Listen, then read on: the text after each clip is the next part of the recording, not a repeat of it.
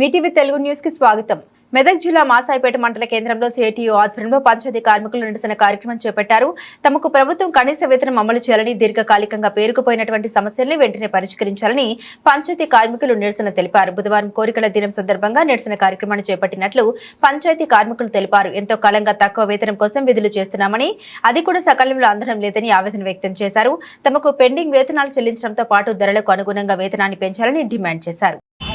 మండలము గ్రామ పంచాయతీలకు మేము అన్ని మాట్లాడుకుంటే మేమనగా మాకు జీతాలు సరిపోతలేవు. మీ జీతాలు జీతాలు సరిపోతలేవు మాకు. ఎందుకంటే ఈ సియాట్ మేము 15 ఏళ్ళ కోలే పనిచేస్తున్నాము.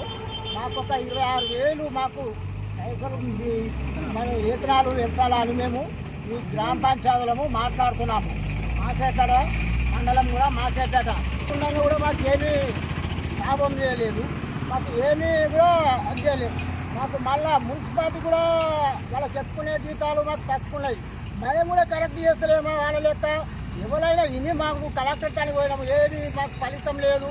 ఏమరాతానికి పోయినా ఏం ఫలితం లేదు. ఎవరైనా అడుగుతున్నాం, అంత పెద్ద మనుషులను అడిగినా మాకు ఏం లాభం లేదు. ఆ మున్సిపాలిటీగా ఏం చేస్తారు, మేమేం పని చేస్తున్నాము. మీరు దీన్ని వెంటనే మాది మాట అందుకొని మీరు వెంటనే మాకు ఏదో చెల్లించాలని మేము అందరము ఒక గ్రామ పంచాయతీలో మాట్లాడుతున్నాము. మేము పొద్దున 5 గంటలు వేసి 5 గంటల దాకా పనులు చేస్తున్నాము. మేము ఒక నెల బంద్ చేసినాం అనుకో, ఊరంతా కంపెలేస్తారు సార్. మీరు మా మాటలు విని వెంటనే చెల్లించి మాకు ఏదో 26,000 మాకు పెంచాలని మేము కోరుతున్నాం గవర్నమెంట్ని.